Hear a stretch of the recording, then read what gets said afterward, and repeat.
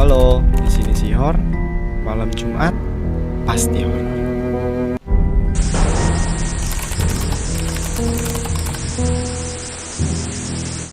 Di balik hiruk-pikuk ibu kota, di antara lampu jalan yang berkedip dan suara kendaraan yang tak pernah benar-benar berhenti, banyak kisah tak terduga yang menghantui kehidupan orang-orang kecil yang sedang berjuang. Salah satunya adalah kisah horor seorang pedagang bakso keliling yang mengaku pernah berjualan di sebuah kampung yang ternyata bukan dihuni oleh manusia. Bagi sebagian orang, malam adalah waktu untuk beristirahat setelah lelah bekerja seharian. Namun bagi pedagang bakso keliling, malam justru adalah waktu paling ramai untuk mencari rezeki. Di saat orang-orang berkumpul di teras rumah, nongkrong atau sekedar ingin makan sesuatu yang hangat, bakso menjadi pilihan yang pas. Yuda adalah salah satu dari sekian banyak perantau yang mencoba bertahan hidup di Jakarta. Ia berasal dari Padang dan sudah beberapa tahun bekerja sebagai karyawan di sebuah restoran kecil di daerah Jakarta Timur. Hidupnya sederhana, tapi cukup untuk membayar kontrakan dan mengirim sedikit uang untuk keluarganya di kampung. Namun semua berubah ketika pandemi COVID-19 datang. Restoran tempat Yuda bekerja sepi pelanggan dan akhirnya bangkrut. Satu persatu karyawan diberhentikan, termasuk Yuda. Awalnya Yuda sempat putus asa. Tabungan ya menipis, sementara kebutuhan hidup di kota besar tidak pernah berhenti.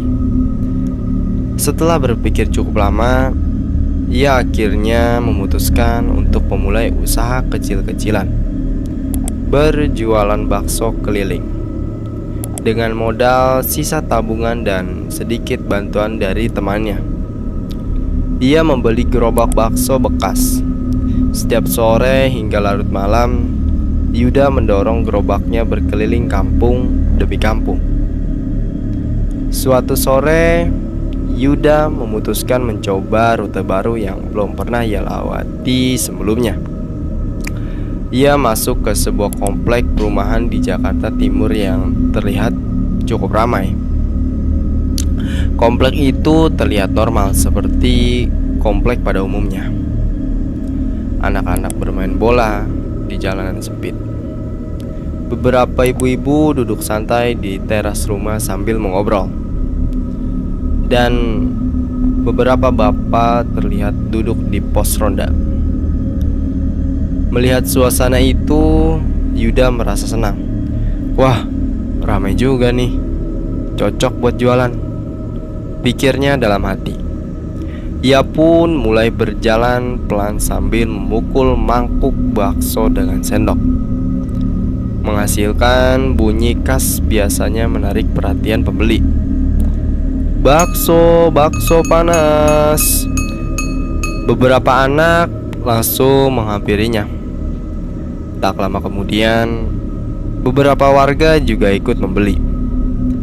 Malam itu, dagangannya cukup laris. Yuda merasa senang karena rute barunya ternyata membawa keberuntungan.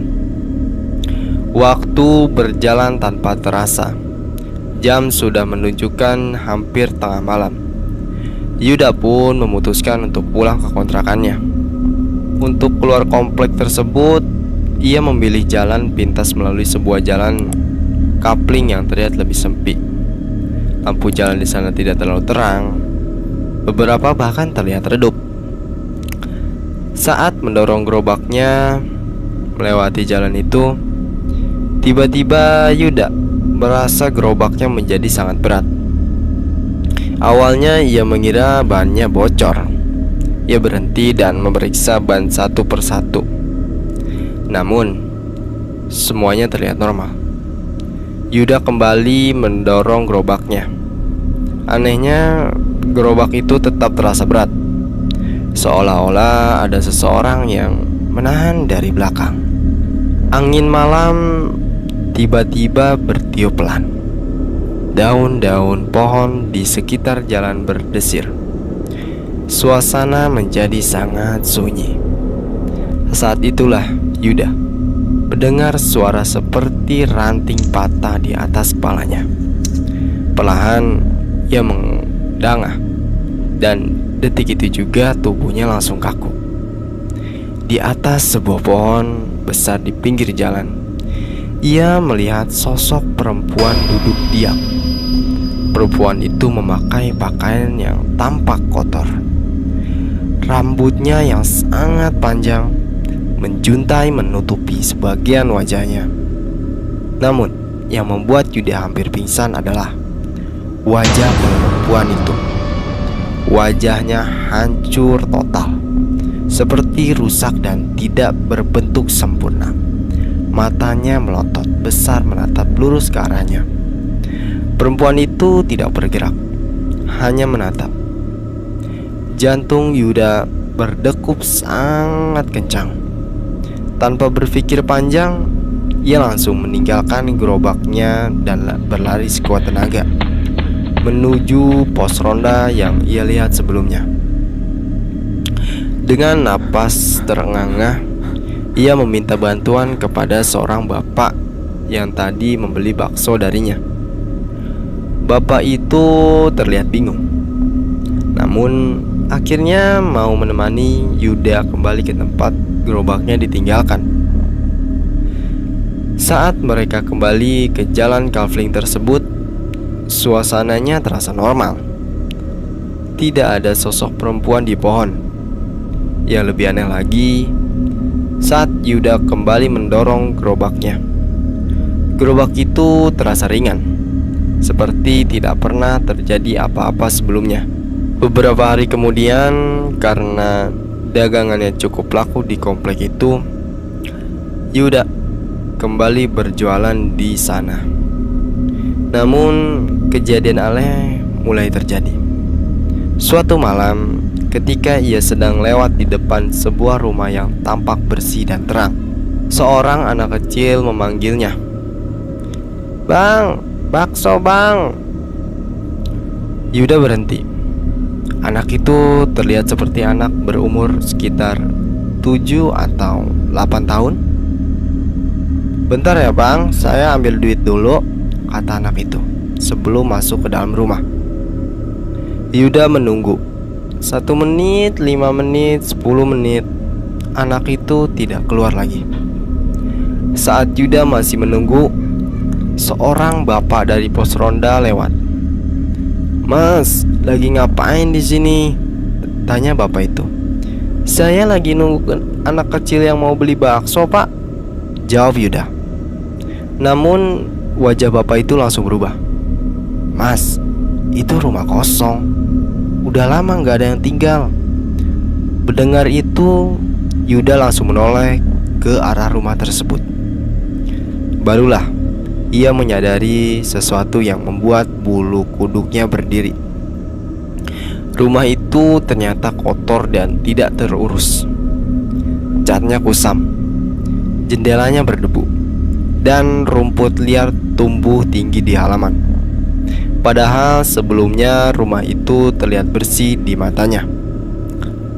Beberapa malam setelah kejadian itu, Yuda mengalami mimpi aneh. Dalam mimpinya, ia berada di rumah kosong tersebut. Di sana, ia melihat seorang ibu dan 2 anak kecil. Mereka terlihat duduk bersama sambil makan.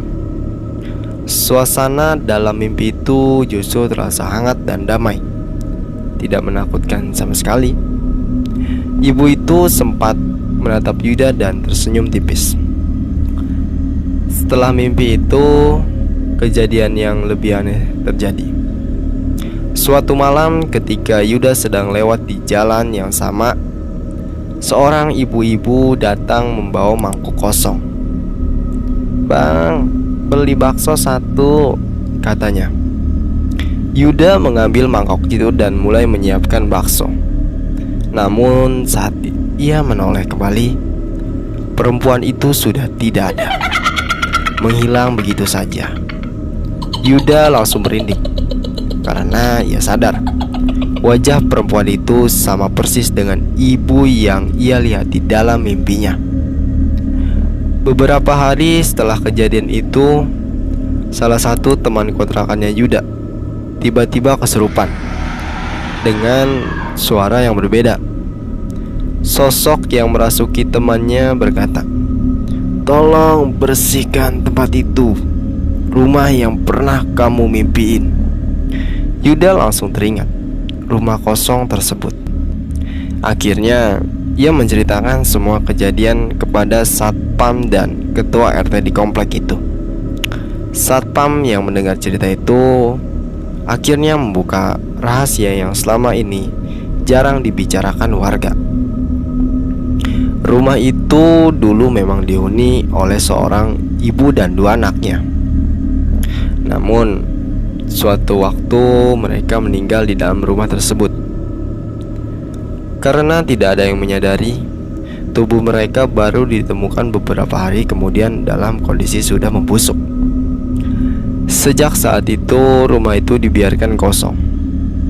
Tak ada yang berani menempatinya.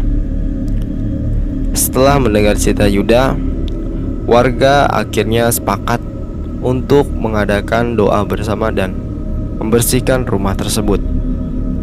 Sejak saat itu, gangguan aneh di sekitar rumah itu perlahan menghilang.